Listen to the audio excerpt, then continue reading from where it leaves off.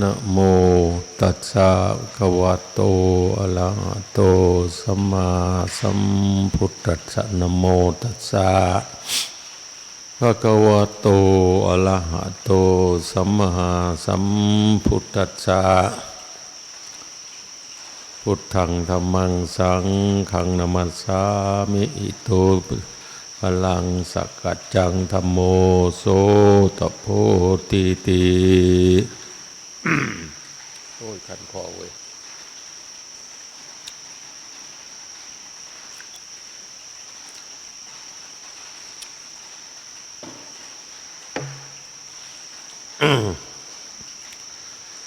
โอกาสต่อไปเป็นการ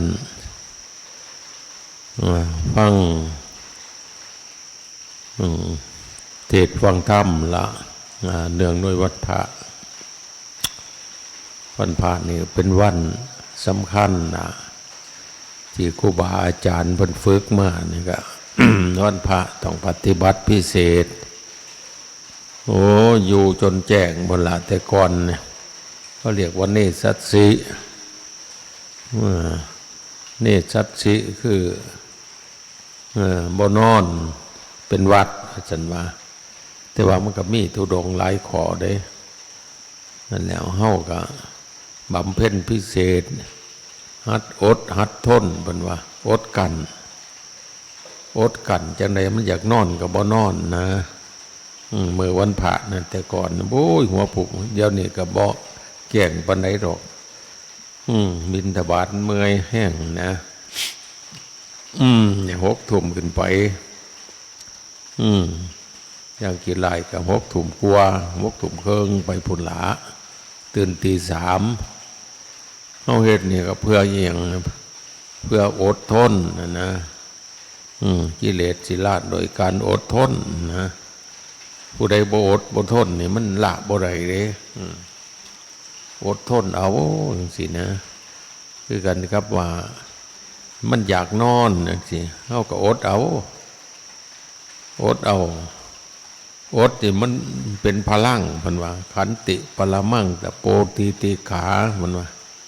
ขันติคือความอดกั้นเป็นธรรมเครื่องเผากิเลสอย่างยิ่งเพิ่นว่าคนเฮาคันได้เฮ็ดหยังนี่อดทนกิเลสมันเกิดอยู่ของบ่เฮ็ดน้ำมันอดเอาสินะมันโลภมันอยากได้อีหยังแห้งๆก็บ่เฮ็ดน้ำมันอดเอาสินะมันก็ตายกันเด้ละโดยการอดทนเพิ่นว่าคันบ่อดบ่ทนกิเลสเกิดขึ้นความโลภความโกรธความหลงเกิดขึ้น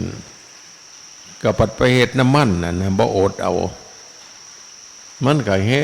งตั้งแต่เป็นฟืนเป็นไฟเด้นั่นแหละ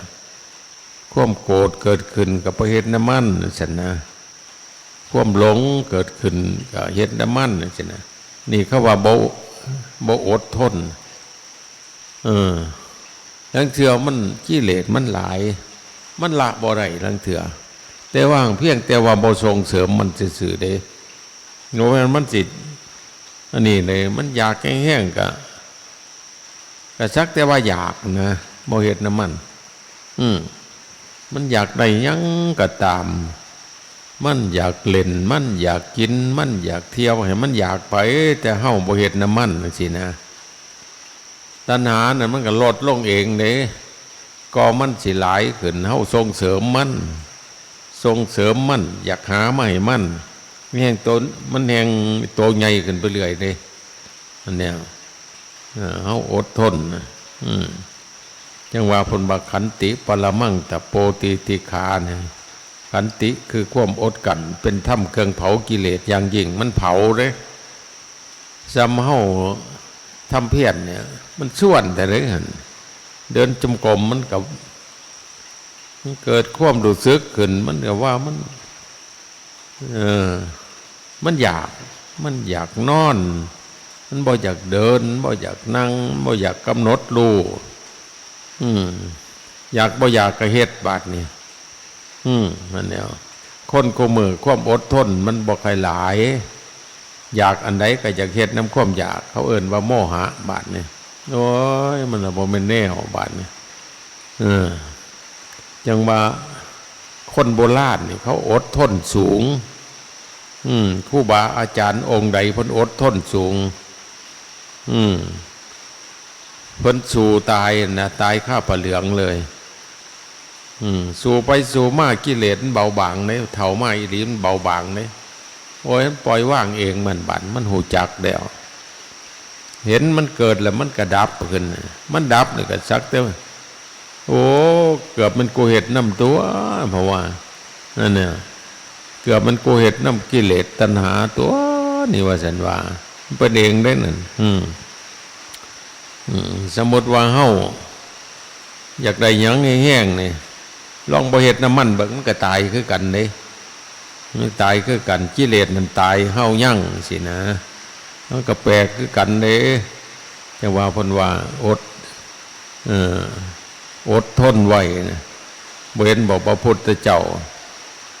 เพิ่นบำเพ็ญบารมีนะมีขันติทนเด้เบิ่งแต่ว่าเพิ่นไปโอ้ยเพิ่นว่ามันบ่ได้ตัดสรู้หรือมันเป็นน้ำกินข้าวกินน้ำบ่วางซั่นนะเพิ่นก็อดตัวละทำเพียรอยู่แต่ว่า6 ปีจึงได้ตัดสรู้เขาบ่กินบาดนี่จอยเบิดจอยก็อดเอาหิวก็อดเอามันอาจจะได้มันรู้ถ้ำแนวนี้เพราะว่าเพิ่นอดไปอดมาเอาไปเอามานี่เป็นน้ำลมหายใจบ่เพราะว่าจนได้กั้นลมหายใจ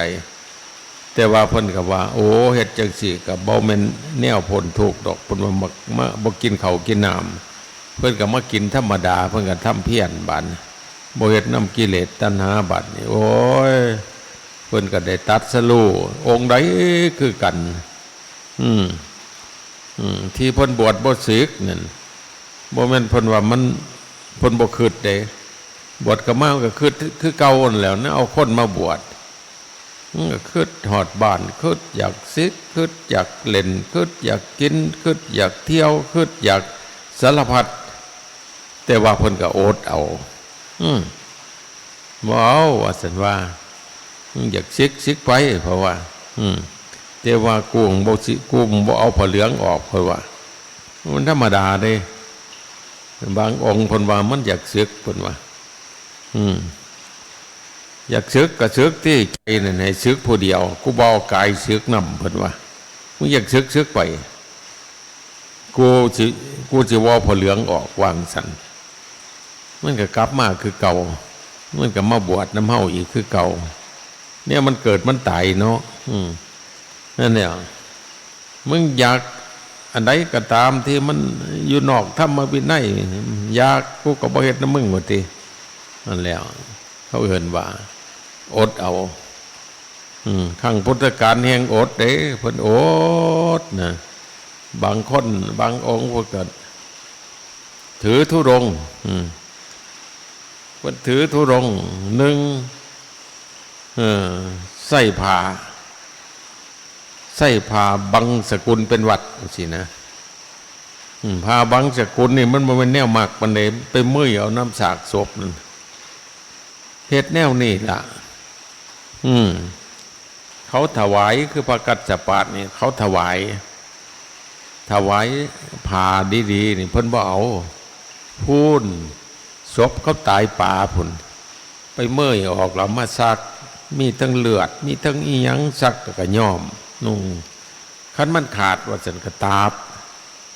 กัสสปะนี่เขาเรียกว่ามหาตาบเนี่ยตาบจนหนัก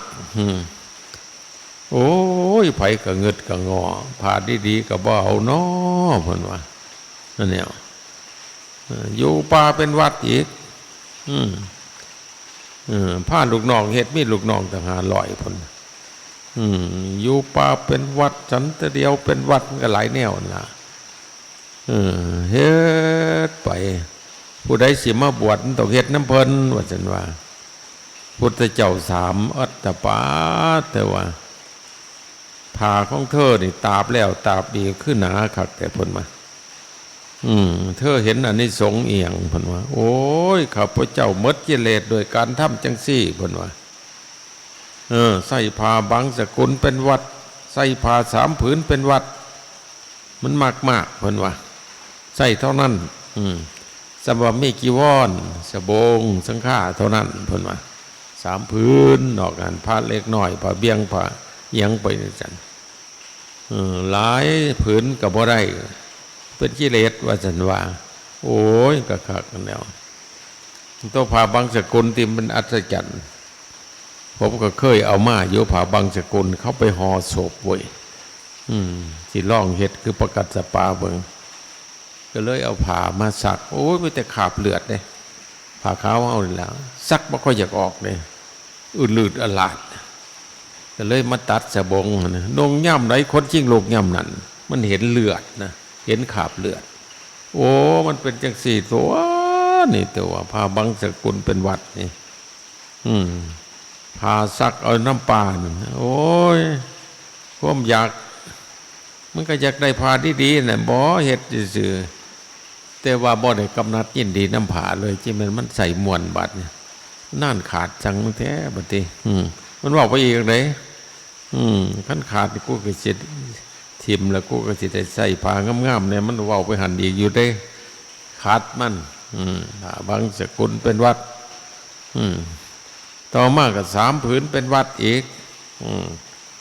นั่นแล้วบิณฑบาตเป็นวัดว่านะบิณฑบาต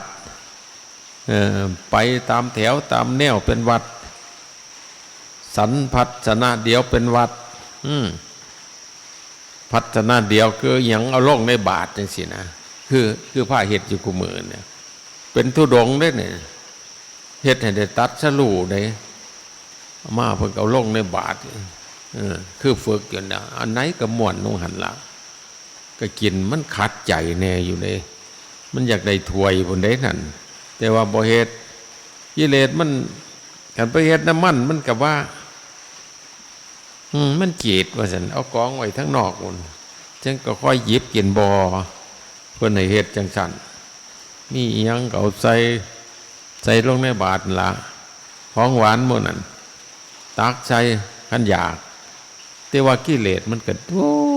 ยคันเอาของหวานใส่ในบาตรมันเรื่องใหญ่แห้งแต่ใดมันย่านเอาอีหลีอีรอนี่มันย่านไปถึกแกงพุ่นย่านไปถึกตำบักฮุงพุ่นย่านไปถึกนั่นถึกนี่ของหวานเอาใส่ในบาตรนี่มันเป็นศัตรูกับกิเลสแห้งแต่ใดคันเอาใส่ถ้วยมาเมิดตัวได้นั่นล่องนี่เอาใส่ถ้วยกินนี่เมิด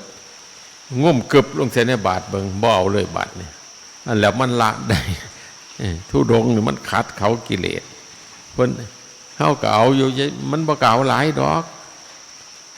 เห็นว่ามักให้ผู้อื่นตักให้ในห้องเว้ยๆเลยยุดหล่นแล้ว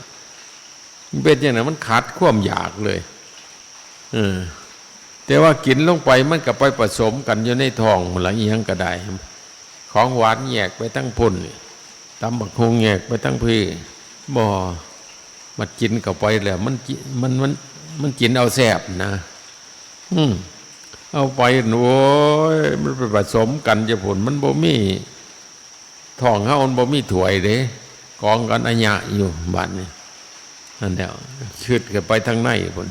จังเทื่อกินของผิดหากออกมามันสิแต่ขี้เกียจคือหยังตัวเฮ็ดอมหยวกอยู่โอ้ยนั่นแล้วเพิ่นก็เฮาก็เฮ็ดธุดงค์นั่นแล้วจังว่าเขาพระกรรมฐานเพิ่นเอาเป็นเอาตายแต่นั่นแล้วก็เฮ็ดกันมาแต่กูมื้อนี่แล้วเอาไปกับแนวหนึ่งมันบ่เอาหลายกันใส่ในบาตรบ่เอาหลายคันเอาหลายกับหนึ่งให้กินหมดพอดีบาตรคือเฮาเฮ็ดนี่เอาหลายก็ได้แต่ว่ากินให้หมดมันโอ้ยมันจับว่างนี่มันขัดกิเลสคันสิเอาโอ้ยสิกินหมดอยู่บ่ล่ะมันก็ถามกันอยู่สั่นเด้เอาเก่าหน่อยๆนั่นเสือเอาไปแล้วก็ยันบ่หมดเพิ่นว่างจังซี่นะนั่นแหละมันเป็นการละกิเลสแต่ก่อนนี่ก็เอาตามอันนี้โอ้ยเอาเครื่องบาทพุ่นจนบ่ยังอาหารก็ได้เอาไปเททิ่มเหม็นบาดหลุมน่ะจนเหม็นนอกกูบ่กึมเป็นตาย่านก็บังคับกันอาหารก็เหลือบาดอาหารนี่ กินหมดพอดีมันก็เหลือไปหาญาติหาโยมเขากับพ่อได้อยู่ได้กินน้ำกันอาหารดีๆมันตักเอาให้พ่อย่างเดียวนี่กินอิ่มพอดีมันไปเอาหลายอย่างบัดเอาหลายอย่างก็เลยกินบ่ได้ฉะนั้นนั่นแล้วเขาว่าใส่พัชนะเดียวคือใส่ในบาทมันขาดเด้ให้เฮ็ดโลดนั่นเฮาก็บวชจังซี่แต่ว่าก็เฮ็ดอยู่นั่นละแต่ว่าเผลอบ่ได้เด้กิเลสเนี่ยเสื่องออกอยากเอาใส่ฝาบาทพายังไปซะนะเฮาต้องฝึกเด้ผมก็พาโมฝึกมาเอาใส่บาทเบิดนั่นแหละเพราะให้มันเป็นกรรมฐานขัดใจตอนกินนี่ล่ะบ่เห็นบ่คนน่ะมันคือญาติคือโยมเขาบ่ได้ว่าสิมาฝึกมาหัดอยากอีหยังก็กินอยากอีหยังก็กินอย่างสั่นแยกกินอยากของหวานก็กินแต่ของหวานแต่ของมันก็กินแต่ของมันกิเลสเขาก็บ่แม่นสิลดเด้มันบ่ลดนั่นมันกินมีหลายกินหลายอยู่หั่นนั่นแนวทั้งเที่ยวมันฝึกให้เอาให้หมดนี่เป็นกรรมฐานคักเด้โภชเนมัตตัญญูตารู้จักประมาณในการฉันอาหารเพิ่นว่านั่นแนวนั่นแนวโภชเนมัตตัญญูตารู้จักประมาณในการฉันอาหารชาคาริยานุโยคประกอบความเพียรไม่เห็นจะนอนมากนักนะหนึ่งสำรวมตาหูจมูกลิ้นกายใจแล้วก็นั่นแล้วอปันนกปฏิปทาปฏิบัติไม่ผิด3อย่างโอ้ยเฮาเฮ็ดปัจจัยทุดงนั่นเฮาเฮ็ดไปเฮ็ดเรื่องกินนี่สำคัญนั่นแหละบ่เห็นบอกปฏิบัติธรรมล่องบ่ได้เขียนไว้ว่าเอาแต่อิ่มพอดีนี่อาหารบ่เหลือหอนโยมเด้นี่มันส่วนเอาอันนั้นมันย่านแต่บ่หมดบาดนี่มันก็เลยเป็นกรรมฐานบาดนี่นั่นแหละให้เอาใส่พัฒนาเดียวมันขัดจะได้หั่นมันว่าเป็นขอวัดมันก็เลยเฮ็ดซื่อๆแต่ว่าเฮ็ดไปแล้วมันสบายเด้มันกินบ่หลายบาดนี่คันเอาลงใส่ในบาตรแต่มันกินบ่หลายมันเป็นอย่างรสชาติมันสิบ่เข้มข้นนั่นนะเขาว่าบ่ให้ติดรสติดชาติจังซี่นะนั่นแล้วคันเฮากินแต่ละอย่างมันแซ่บมันสิกินหลายนะคันว่ามันก็กินจนว่าเป็นโรคไขมันอุดตันเส้นเลือดหมดเลยคันว่าหวานมันก็กินแต่หวานมันแซ่บมันก็เป็นเบาหวานบาดนี่คือโยมเขาเป็นที่เขากินหลายกินแต่แนวมันแสบมันเป็นโรคก็มีบาดเนี่ยอันใดอันหนึ่งเกิดขึ้นกินมันก็เป็นเบิดจังว่าโมเฮานี่ก็ทุดงอันแนวอันแนวบาดมันขัดกิเลสจังซั่นต่อมาอีกเพิ่นว่าอยู่ป่าเป็นวัดเว้าเรื่องทุดงอยู่ป่าคือเฮาอยู่ป่าจังซี่ล่ะอยู่ป่ามีกุฏิน้อยๆมีตูบมีหยังนะบ่ได้เอาความสวยงามเนี่ยบ่ได้อยู่อันนี้อยู่ป่าบ่ได้อยู่วัดบ่ได้ไปอยู่บ้านนะบ่ได้อยู่เขตคือวัดบ้านนั่นซั่นนะเอาอยู่วัดป่ามันก็มีป่ามีหยังนั่นแล้วย่ำแรงมากก็นอนป่าแต่มันก็ป่าอยู่แล้วนอนกุฏิก็แม่นป่ากุฏิน้อยๆอยู่ป่าเป็นวัดเพิ่นว่านั่นแหละเฮาก็เลยได้อานิบาตได้กรรมฐานผู้ใดบ่เคยได้อยู่ป่ามันก็บ่เป็นกรรมฐานไปอยู่ในเมืองบางทีมันภาวนายากเพิ่นว่าให้อยู่ป่าอยู่ป่าเป็นวัดหลีกออกจากหมู่อยู่แต่ผู้เดียวเพิ่นว่านั่นแล้วเฮาก็มีกุฏิตูบหน่อยผู้หลังเฮาก็อยู่ไปมันก็บ่คิดหลายแล้วอยู่ป่าเป็นวัดบ้านเพิ่นเว้าไปอีกบ่ได้บัดอยู่โค่นไม้เป็นวัดเพิ่นว่าบัดมันย่ำแรงมากแต่ว่ามันเฮ็ดได้จักเดือนดอกเฮ็ดได้ 4-5 เดือนอยู่โค่นไม้ฝนตกก็ต้องขึ้นเสนาสนะเพิ่นมา6-7 เดือนนี่อยู่โค่นไม้ครั้งพุทธกาลเพิ่นก็พูนแล้วนอนน้ำปานแล้ว เฮาบัดหาเมิดฝนอยากร้องเบิ่งก็ร้องหั่นแหล้วมักบ่มักก็เฮ็ดนะบ่เฮ็ดหน่อยก็เฮ็ดหลายแต่ก่อนนี่ผมก็พาเฮ็ดเด้ว่าตั้งแต่เมิดฝนเดือน11 12ข่อยเดือนอันนี้แล้วน้องนอนป่าบัดนี่มันก็อยู่บ่หลายองค์เนาะ3องค์4องค์ก็เว้าง่ายไปเห็นผู้นึงนอนก็นอนนำกันเบิด4 5องค์6 7องค์นอนป่าแล้วป่านั่นนี่ไปกลางโกดขึ้นกันอยู่ป่านล่ะมันคนบ่ถือผ้าไปนำบัดนี้ถางว่ามันสิถางให้ก็เลยบ่ต้องนอนมันดอกป่าสิเบิดก็เลยจนได้หายกันทางแล้วก็ไปย้ายไปอีกจังซั่นนะมันกิเลสมันหลายมันหนดกันไปม่างป่าบัดนี่อยู่ป่าเป็นวัดเนี่ยคือกันกับเพิ่นไปธุดงค์แล้วอยู่โคนใหม่บ่แม่นปฏิไปอันนั้นเด้เฮามันบ่มีป่าให้ธุดงค์แล้วก็อยากนอนก็นอนอยู่นำวัดวาดนี่ล่ะมันก็มีป่าอยู่กุฏิอยู่ใกล้ๆก็บ่นอนขามันกิเลสนั่นจังซั่นนะมันก็เฮ็ดจังซั่นเคยนอนมันละว่าซั่นว่าผมก็ขัดใจเติบอยู่ไดนั่นแนวหัดมักน้อยสันโดษเพิ่นมาอยู่ป่าอยู่กุฏิมันก็เคยอยู่แล้วมันเคยชินเหมือนขี้คร้านทำเพี้ยนคันอยู่ป่าอยู่โคนใหม่น่ะมันคิดหลายบัดนี้ม่อมแกงบ่เนาะกูนเนาะเพราะว่าโง่มาเนาะเพราะว่าขี้เข็บมามันตื่นอยู่มื้อคืนมื้อใดนั่นนั่นแหละคิดไปภิกษุนอนอยู่ป่าอยู่โคนใหม่ให้เธอพิจารณาระลึกต้องรีบทำความเพียรเพิ่นว่าแต่หัวค่ำเธอก็คิดชีวิตเรานี่สิอยู่ไปตลอดคืนได้บ่น้อบางที่ก็งูเพิ่นว่าสิมากัดเฮาตายก็ได้บางที่ขี้เข็บแม่งอดกัดเฮาตายก็ได้บางที่เฮาสิเป็นโรคเป็นภัยตายในกลางคืนก็ได้พระเพิ่นให้พิจารณาจังซั่นนะเราเฮาสิรีบทำความเพียรสิทำใจเป็นปกติสิบ่โลภบ่โกรธบ่หลงสินะนี่เพิ่นเอิ้นว่าทุดงค์ล่ะนี่ไปเฮ็ดไปทำเพียรไป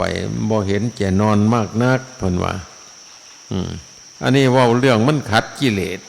เป็นรูปธรรมทุดงค์เป็นเครื่องขัดเเขากิเลสเพิ่นว่าจะได้ตัดสรู้ไว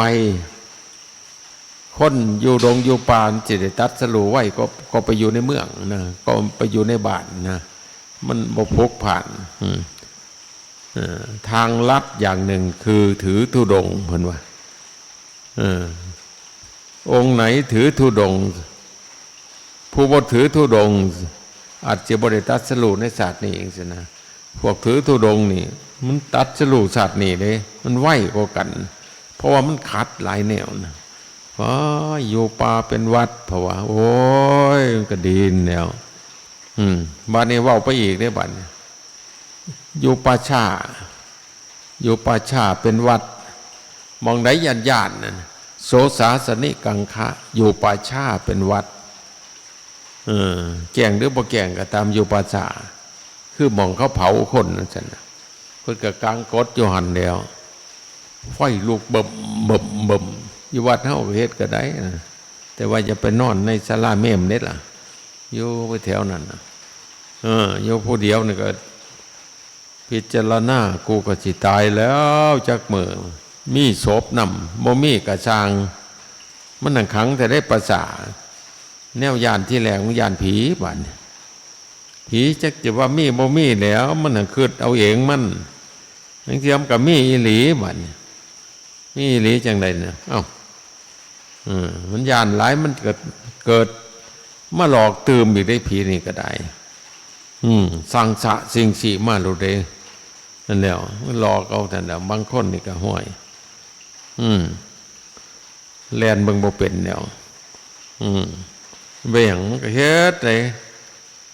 ผีมันตายไปมันบ่ทันหนีมันก็อยากมาขอส่วนบุญบัดนี่อึกถึกมานะ นั่นแหละเพื่อนนี่ก็เปิดกดไปเลยบ่กูหดกดแล้วยานทีนั่นแต่ว่าคนหนึ่งอดทนแต่เลยเป็นยังมึงเป็นผีมาเพิ่นก็เว้าน้ำผีมันก็คือคนนั่นละมันตายไปมันก็มีแต่วิญญาณเฮ็ดหยังกูบ่ได้ดอกมึงกินข้าวบ่เป็นคือกูเพิ่นวางซั่นเปิดโมงออกมาคุยกันเฉยแล้วโอ้ใจมันก็สู้คักแต่เลยหั่นอยู่ป่าช้านี่ก็ได้แต่คนตายติคนตายเห็นหลวงพ่อหนึ่งดอกมาอยู่นำเพิ่นว่าเพิ่นบ่ย่านคนตายเพิ่นว่าซั่นตอนนั้นบอกคนตายอีหลีห้วยพ่อไปกลางกดบางในน้ำมาสมคุยเลยตัวพ่อใหญ่จ่อยซื้อเราครับผมเคยเป็นหดซุปเปลือผมบ่เห็นยานนั่นละตัวบอกไปบอกมามันท่าเดี๋ยวไปเดี๋ยววันเผาอยู่เพิ่นก็เอากดไปกลางบ่ไกลเด้สัมปตูนี่นะจิมีหยังเพิ่นจันแม่นแล้วไปแต่เว้นไปคำมาบัดแปลกอยู่เลยคือที่แม่นผีหลอกแล้วคือล่มหัวกดมาจะใส่พวกนี้ปั้นวุ่นวันอยู่หมองกดเราโอ้ยเราได้จองกดไว้บ่เคยพอแล้วว่ากูเคยเผาศพมาตั้งเท่าไหร่มันก็บ่เห็นเป็นจังซี่วนอยู่ให้ได้ได้พอจอดแจ้งนี่ผมว่าอยู่ประสานแล้วอยู่ถ่ายวัดแล้วโอ้ยแล้วว่าเดี๋ยวก็ล่มเดี๋ยวก็งาไม่หักเดี๋ยวก็อันนั้นอันนี้เพิ่นว่า6 ทุ่มขึ้นมาเลยขึ้นมาศาลาเป็นจังได๋ล่ะพอแต่ว่ามันก็ขึ้นมา6 ทุ่มปวดฉี่แล้วว่าย่านจนปวดฉี่จักปวดบ่ปวดมาปอก็เลยมานั่งสมาธิผมก็นั่งอยู่ศาลาแล้วก็มานั่งนั่งไปเนาะเราห้องโอ้ยแล้วว่าไม่หยังเราพอลืมสังฆาเพิ่นว่าสังฆาอยู่โกดพุ่นมันไปเอาได้พอเป็นนิสขีเลยตัวปัดจากไตรจีวรโอ้ยมันทุกข์มันยากมันขี้ขันลงไปแล้ววะแล้วก็ไตอันโคมไฟย่างลงไปย่างซาทกขาบ่จะขึ้นบนลายหลวงพ่อย่านผีบันแม่นแล้วเนี่ยไปเผาคนมันก็บ่เป็นหยังแล้วมันมีคนหลายน้อมอันนี้ไปหอดแล้วขวดได้พระสังฆามาพอ2 นาทีหอดผิดแล้วพอคือบัดมาคือมาไหวแต่มันเป็นเองมาสันว่ามันหยาดพี่หลอกยังน้ำกลนว่าสันว่ามีก็เป็นโอ้ยอดทนว่าสันบางคนเขาก็เป็นในจันโยปัสสานี่ก็มีอานิสงส์จังหนึ่งเลยนี่นะพระชาเพิ่นว่าเฮ็ดขัดกิเลสเฮ็ดขัดไปแล้วมันก็ดีบัดนี้แต่ว่าก็มีธุดงค์ขอต่อไปเพิ่นว่าอยู่ที่แก้งเป็นวัดโสสาสนิกังคะอยู่ที่แก้งเป็นวัดเพิ่นว่าอยู่ที่แก้งเป็นวัดมันแจ้งนั่นเทื่อก็อยู่ห่มอยู่แต่ว่าห่มหนีเพิ่นก็ยังอยู่หม่องเก่าอยู่แดดก็สร้างทำเพี้ยนอยู่แดดน่ะเพิ่นเฮ็ดหาป้ามันก็ส่วนว่าซั่นเขาห่มนะบ่เอาอยู่แดดนี่ล่ะไฟนรกมันแรงร้อนก็นี่ตัวว่าซั่นน่ะมีพระองค์หนึ่งแล้วถือธุดงค์เพิ่นอยู่ที่แก้งเป็นวัดอยู่ไปเดินจมกรมนั่งสมาธิอยู่ที่แก้งนั่นล่ะทีแรกก็อยู่ห่มอยู่แดดมันไปทั้งปุ่นที่เดือบันมองมันก็เงามันก็ย้ายไปเพิ่นบ่ย้ายเอามันอยู่นี่ละห้อนกับพาปกหัวเดินจมกรมอยู่นี่นั่งตากแดดสติมันหลดหลายผมเคยไปนั่งตากแดดโอ้ยเคยขึดเก่งๆเช่าขึดเลยไม่อยู่ห่อนบัดเนี่ยแตกสะเลยกำหนดลมหายใจนี่โอ้ยมันบ่หนีเลยโอ้ยตั้งใจอยากให้มันห่อนเบิ่งตัวห่อนซื่อๆโอ้ยมันก็เป็นตะเมิดกิเลสแต่ได้หันนั่นแหละผมก็เฮ้ไปเบิ่งมันดีจังสี่ตัวจังซัมว่ามันห่อนอยู่ในศาลาบ่ว่าซ่าดอกก กูเคยนั่งตากแดดกูก็นั่งมาแล้วอาจารย์ว่ากูโบได้เงึดอีหยังฮ้อนโลดว่าก็สิก็จำกันกับญาติกับโยมแล้วเขาตากแดดเฮ็ดเวียกเขาก็ถือเป็นธรรมดาเด้แต่ว่าเขาไม่เสือเนาะเขาก็ทำเพี้ยนไปคนกูมือบ่อยากย่านฮ้อนมันก็เลยจิตมันก็อ่อนแอกันเด้ฮ้อนก็ฮ้อนซ้ำเขาสมัยโบราณนี่บ่เอารถเฮ็ดหน้ามันโอ้ยเกี่ยวเข่าตากแดดดำหน้าตากแดดก้มหลังโคนเพิ่นก็ถือว่าเป็นธรรมดาเด้นั่นจนเจ็บก็อดเอาเงี้ยก็อดเอาเพิ่นก็จังได้ข้าวกินสิไปย่านทุกข์ย่านยากมันก็บ่ได้แล้วเพราะฉะนั้นแล้วนุ่งเสื้อเขามันฮ้อนเหื่อออกเนี่ยนั่นแหละสมัยครูบาอาจารย์พระป้าเฮ็ดอยู่วัดบอกว่าฮ้อนเดือนหาฮ้อนนี่นะบ่มีดอกพัดลมนั่งหัวนี่เบาเพิ่นก็ว่ามันนั่นแล้วอาบน้ำพระธรรมมันว่าน้ำพระธรรมก็คือเหือนั่นแหละนั่งไปฮ้อนก็คักกว่าเย็นบาดเนี่ยเหือมันซ้ำอาบน้ำมันเย็นที่หลังมันโอ้ยจิตสงบจิตมันอยู่ห่อนทำไมโอ้มันห่อนแล้วอยากหนีเลยอย่างบ่บางคนมันเฮ็ดเลยไปนั่งอยู่กลางแก่งพุ่นนะนั่งอยู่ในศาลาห่อนนี่ไม่ว่าไปเว้ามันพัดลมพัดเล่มบ่นี่หรอกกระจอกมันขึ้นไปพุ่นเด้นั่นเดียวเขาเรียกว่าถือธุดงค์ปล่อยนั่งไปพระองค์นั่นมาอีกแล้วบัดนี้โมเขาบอกเขาโฮมโอ้ยแล้ววะนรกอเวจีมันไหนแห้งห่อนก็นี่อันนี้มันห่อนซ้ำนี่มันเป็นหยังดอกผมสิอดทนผมสิเบิ่งจิตผมเพิ่นว่าจิตมันบ่อยมันปรุงมันแต่งนี่นะมันสิย่านห่อนจังไดไม่กินเรานอนมันตกนรกแค่ง่ายว่าสันว่าแล้วว่าเราเถียงโมแล้วก็ใส่เอาว่าสันคึบต่อมาเราได้บรรลุอรหันต์เด้ย้อนบ่ย่านเนาะฮ้อนย่านหนาวนี่องค์หนึ่งโอ้ยเอาไปมาฮ้อนแต่ทั้งนอกทั้งในประเห็นธรรมบัดเนี่ยบ่ปรุงบ่แต่งบ่มีความทุกข์น้ำฮ้อนพันฮ้อนก็สักแต่ว่าฮ้อนมีองค์หนึ่งอีกวันฤดูหนาวเราตั้งสัจจาไว้หนาวกูก็สิบ่เข้าห่มแล้ววะขากิเลสแล้ววะแล้วก็ใส่หันหิมะตกเด้ขาวจนโผล่ตามตำรานั่งโมเขากุดวัดเขาก็เอิ้นมันใส่ท่านเป็นหยังคือเป็นนางตากน้ำหมอกนั่นมันเย็นว่าสันว่าพี่ขึ้นมากุฏิอุ่นๆพี่ว่าหมอพร้อมสิขากิเลสว่าสันว่าโลกกันตะนรกพนว่าแห้งเย็นกว่านี่วันเราเคยตกมากกับปนั้นแล้วที่เราลึกชาติใดก็บ่จักโลกกันตะนรกนั่นว่าแต่อีหยังไปแต่เป็นน้ำกรดกัดไปหมดเลยหนาวซ้ำนี่กระจอกว่าสันว่าผมสิทนมันเบิ่งสิเบิ่งหนาวเบิ่งจิตมันคือย่านหนาวแต่ว่าก็นั่งสมาธิหนาวไปหนาวก็บ่ตายดอกสู้ไปมาจิตปล่อยวางได้บรรลุธรรมย้อนหนาวเอาหนาวเป็นอาจารย์ผู้พันอยู่เครื่องกุดพุ่นบ่ได้บรรลุหยังได้บรรลุอยู่กุดซื่อๆบัดนี้เพิ่นลงทุนที่เดียวเพิ่นก็ได้โอ้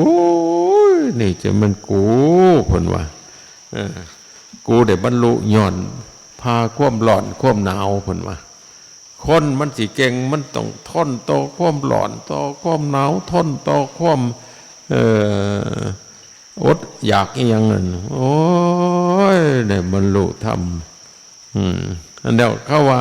มันอดทนเอาจังสันอันนี้ก็มีองค์หนึ่งอีกบัดนี้ตัวต่อไปเนี่ยว่าเนสัตสิกังคะว่าสันว่าคือว่าให้อยู่นี่นะบ่นอนเพิ่นนี่บ่นอนบ่นอนเป็นวัดทำเพี้ยนคันมันเมื่อยก็นั่งอิงไปจังซั่นนะ ตั้งใจบ่นอนฉันนะก็นอนก็สินอนท่านทั้งหลับไปสันหลาบ่เห็นบอกพระจักขุบาทนะรับโอวาทจากพระพุทธเจ้าเราก็พากันไปทุดงถึง30 รูปก็เลยไปหมู่บ้านหนึ่งโอ้ยเขาพรรษาแล้วพวกเฮาพาเพิ่นนั่นมีขันติแห้งพวกท่านสิเอาจักอริยบทเอา4แล้วยืนเดินนั่งนอนผมเอา3ว่าซั่นว่าเอา3คือหยังว่าผมสิบ่นอนเพิ่นว่ายืนเดินนั่งนอนบ่มีว่าซั่นว่าเขาก็นั่งไปซั่นน่ะทำเพียรไป3 เดือนตาฟ้างเลยมันบ่นอนไหลโยมจะเอายาแพทย์พิเศษก็ปวารณาไว้ว่าตาท่านนี่ผมหยอดยาเธอเดียวก็หายว่าซั่นว่าเขาก็เฮ็ดยาให้แต่ว่าให้หยอดหูดังในว่าซั่นว่าบ่แม่นหยอดตาได้ยาตนแต่ว่ามันถึงดีไปหยอดดังไปดีตาเขาเอามาให้เราก็หยอดโยหยอดทั้งนังมันบ่เข้าบัดเราก็ไปบิณฑบาตมั่วๆไปท่านเป็นจังไดเอายาผมไปท่านได้หยอดบ่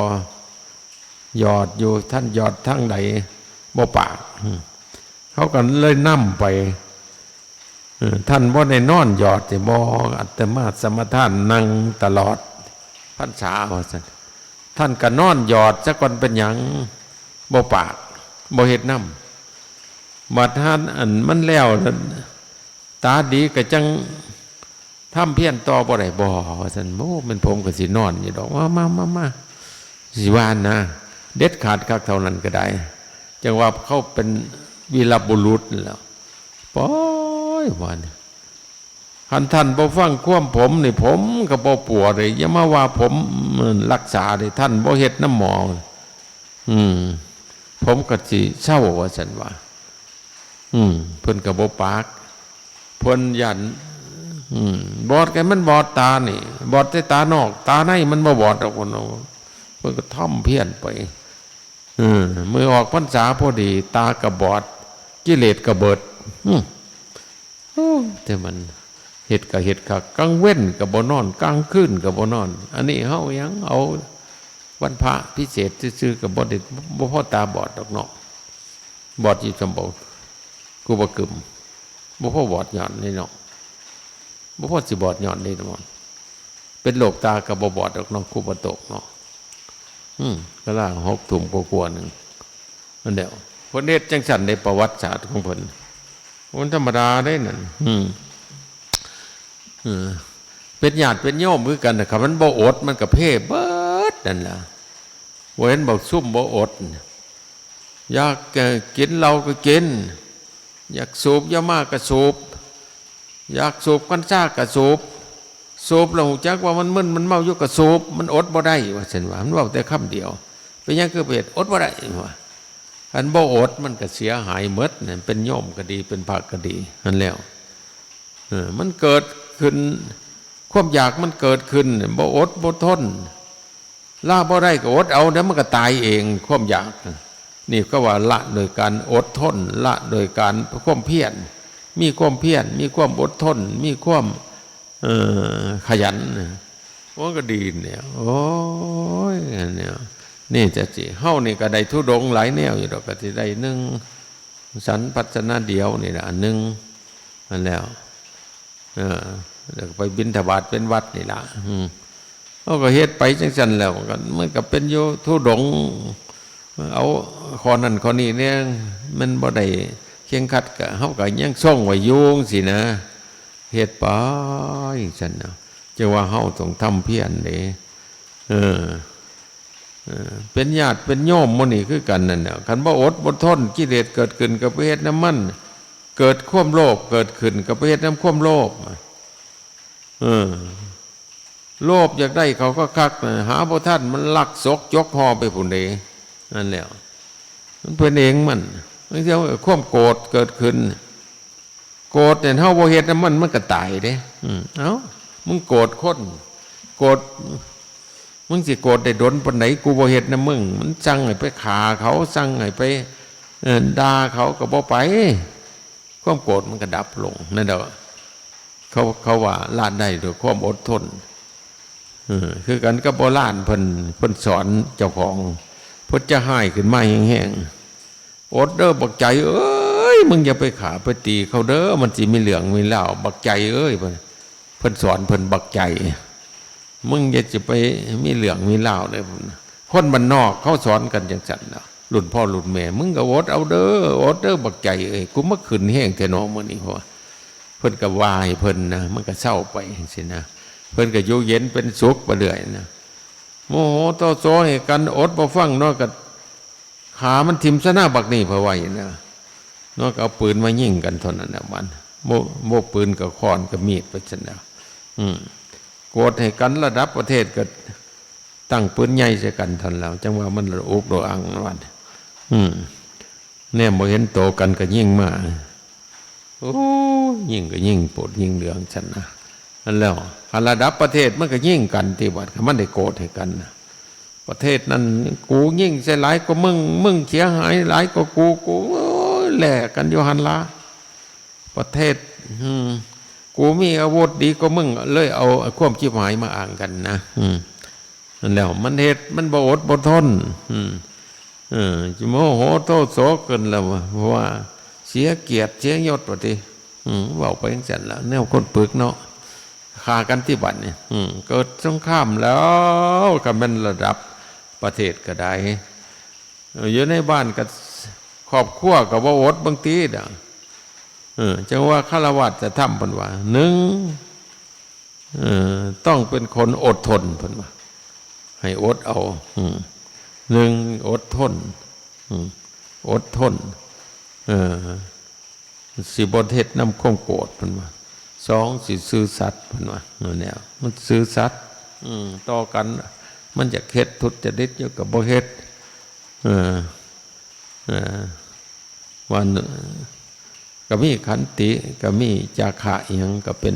ฆราวาสธรรมนะก็บอกไปสิหลายสติเนาะบ่หลายก็หลายเด้หั่นชั่วโมงนึงเฉยแล้วอันนี้ว่าในวงกรรมฐานนะว่ากับพระกันเทศเด้อล่ะพี่น้องเลยว่าวัดแต่พระแล้วก็โยมคือกันนั่นแล้วเฮ็ดไปบางทีน่ะมันดีเอาโลดคนสิรักษาศีลได้ก็ต้องมีความอดทนเด้มันอยากทำผิดอยู่กับบ่เฮ็ดจังซั่นล่ะมันอยากโลภอยู่กับพยายามสิบ่โลภมันอยากโกรธอยู่กับพยายามสิบ่โกรธมันอยากหลงมั่วเมาอยู่กับพยายามสิบ่หลงมันกับภาวนามันก็เลยเป็นสักกรรมฐานนะกรรมฐานอยู่มัดมือเนี่ยเห็นมันเกิดเห็นมันดับเอาสติมาเพ่งเบิ่งเจ้าของจิตใจนี่มันบ่เที่ยงดอก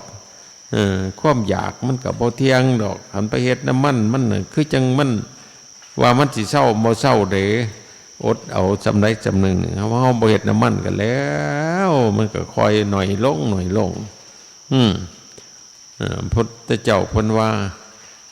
ให้ละบ่ได้ก็ให้ลดละเลิกนะนั่นแล้วไปเขาจักหน่อยมันก็เฮ็ดได้เองมันเด้ออันนี้เฮาก็สู้เด้อพี่น้องเด้อเฮ็ดไปแต่ละคนนี่นะเว้าเรื่องทุดงให้ฟังมื้อนี้เด้อเอามื้อนี้ก็แสดงธรรมะคงเสียนสมควรแก่เวลาขอให้เอาไปประพฤติปฏิบัติเพื่อยกตนออกจากทุกข์เพื่อถึงสุขอันไพศาลเก่าคือพระนิพพานในอนาคตการในไกลนี้เถิด